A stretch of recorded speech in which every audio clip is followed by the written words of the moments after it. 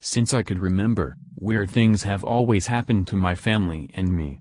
We lived in a house out in the middle of nowhere, surrounded by nothing but woods. My mom told me the family moved out because the husband died in a car wreck down the road. I come to find out later my mom lied to me because I was barely 10. The husband had a heart attack when he was showering while the family was gone. Before I knew the truth about his death, I always noticed things happening. I could lay in bed at night and hear footsteps coming down the hall, followed by the door handle trying to open. I would always get up and look and there wouldn't be a thing, other than the footprints in the thick carpet. After we moved out, we found out my room was the 6-month-old daughter's room. My mother was in the shower one day when all of a sudden the shower head flipped straight up to the ceiling. This shower head was old and rusted, and we could hardly get it to move. Nothing bad ever happened, just the man trying to live on in his house. After living in that house for about 3 years, my mom and stepdad decided to pack me and my, then, 3 brothers and 1 sister up, and move to a bigger house closer to town. We lived there for about 3 months when we noticed weird things happening. It started out the same as the other house, footsteps and door handles. I was 13 years old, and finally had my own room in the basement. I used to sleep with the door open and all lights off. One night I was laying facing the door like always, when I started hearing voices. Naturally I thought it was my mom and stepdad upstairs talking. Then I realized it was 4 a.m. and no one was up, there was no lights on in the house, and I could hear my stepdad snoring through the floor. I froze with fear and couldn't look away from the open door. The footsteps on the concrete floor and the man's voice got louder.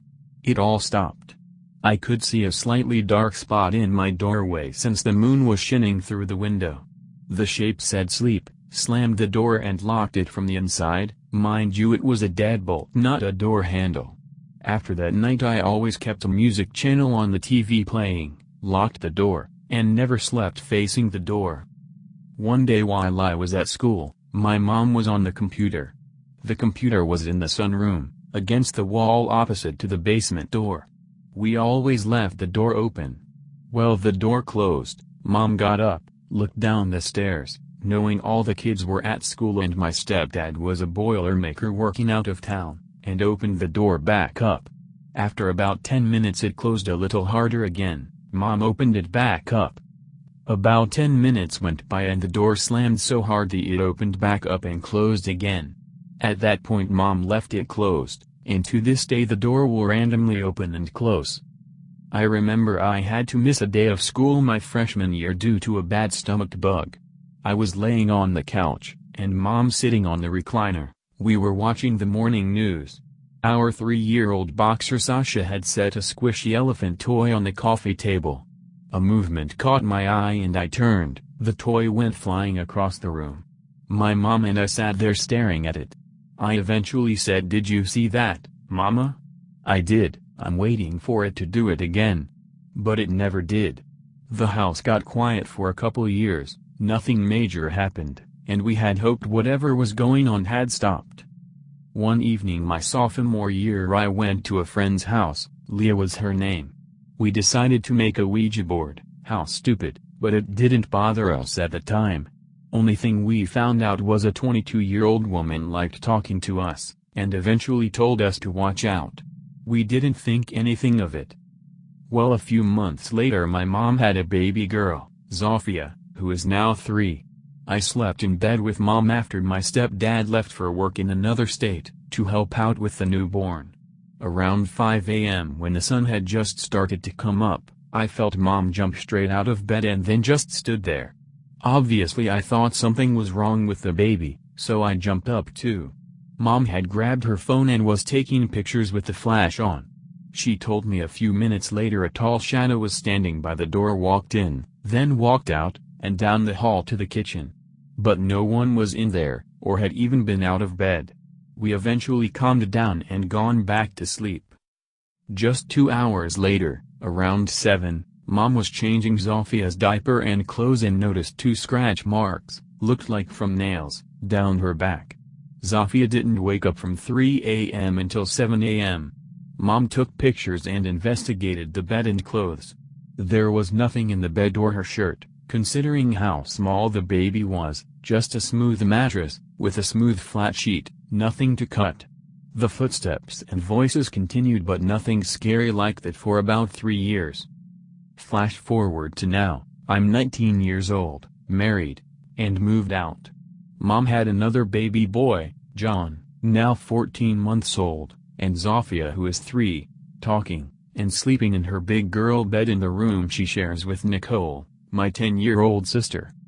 About a month after I got married and moved in with my husband, I got a call while I was on break at work. Mom was scared because Zofia woke up screaming like she was being killed. After Mom got her calmed down, she asked her what was scaring her. Zofia said the girl was in my bed, playing with my hair. Did she say anything? Mom asked her.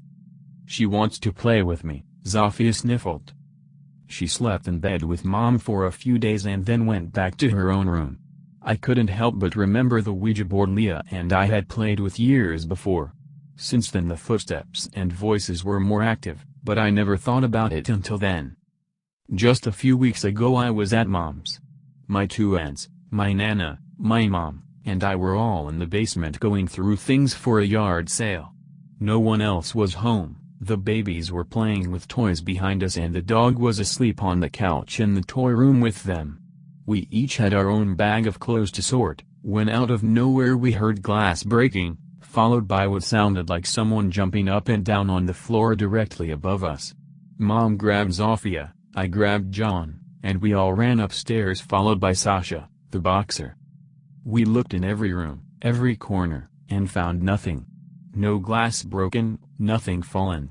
The only thing that we noticed was Sasha barking at a corner in the hall with all her fur raised. She eventually stopped and we all went back downstairs. I have been afraid to stay home alone at my mom's house since I was 13, I turned 20 in a couple months, and still won't. But I'm scared my Ouija board friend has followed me out of Mom's and into my own house. Things move, disappear, show back up later, and at night things knock around in the kitchen. Trust me, I've checked for mice, we have none. I remember a night I had to go to bed by myself, my husband had to work until 1 a.m. I don't remember what time it was, but the puppy started barking and had to go potty. I took Dixie, my 2-month-old yellow lab, out. I had been back in bed for about 5 minutes waiting on Dixie to fall back asleep. I had my face under the pillow to block out the TV light. Like I said, I still sleep with the TV on, when I felt my husband's side of the bed sink in. I thought it was weird since I never heard his truck pull up or door open, so out of instinct I grabbed the pistol on my side of the bed and sat straight up. There was nothing there but a dent in the mattress. I stood up scared to death. That same time the mattress flattened back out and the sheets, unwrinkled. Without knowing what else to do I said out loud, "Can you please stop? You are really scaring me." Nothing like that has happened since then. Just the normal banging around and occasional door opening. Mom still has a lot of activity at her house, and unless we get a priest involved it won't ever stop.